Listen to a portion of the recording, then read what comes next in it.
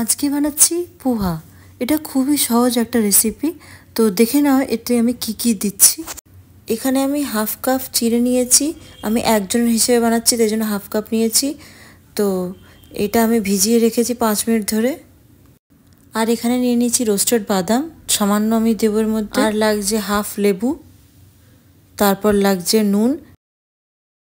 আর এখানে আমি একটা পেঁয়াজ, একটা টমেটো আর 3টে কাঁচা লঙ্কা নিয়ে নিয়েছি। এবার গ্যাস জ্বালিয়ে প্যানে আমি 2 চামচ তেল দিয়ে দিয়েছি।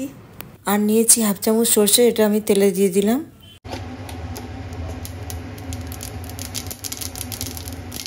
এবার দিয়ে দিচ্ছি পেঁয়াজ টমেটো কুচি। হালকা নাড়াচাড়া করে দেব। এবার এখানে যে কাঁচা লঙ্কাটা নিয়েছিলাম ওটাকে আমি কুচো করে দেবো এখানে, যাতে ঝালটা ভালো করে ছাড়ে।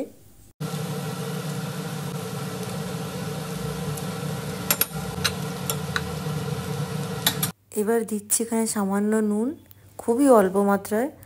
আর দেবো এখানে হলুদ, হাফ চামচ হলুদ। তো এবার ভালো করে নাড়াচাড়া করে নেব।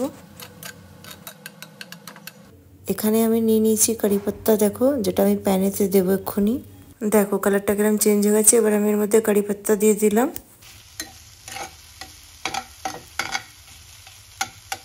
এবার অ্যাড করে দেবো এর মধ্যে ভেজানো চিড়ে। তো এইভাবেই আরোগুলো পরপর দিতে থাকছি।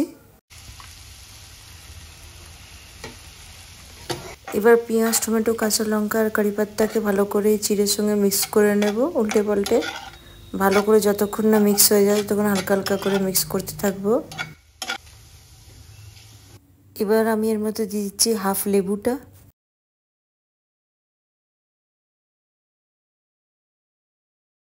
এবার লেবুর রসটাকে ভালো করে মিক্স করব পোহার সাথে।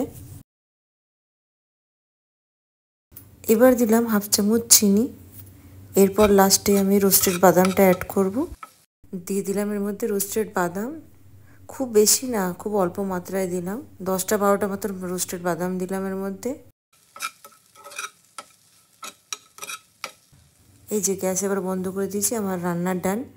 তো খুবই সহজ ছিল রেসিপিটা। আপনারাও যদি এই রেসিপিটাকে ট্রাই করতে চান তো নিশ্চয়ই শেয়ার করবেন, খুব ভালো লাগবে আপনাদের। একবার ট্রাই করে দেখবেন এটাকে, দারুণ একটা হেলদি ব্রেকফাস্ট। তো চলুন আবার আমি অন্য নতুন রেসিপি নিয়ে আপনাদের সঙ্গে খুব তাড়াতাড়ি দেখা হচ্ছে। ভালো থাকবেন, সুস্থ থাকবেন সবাই।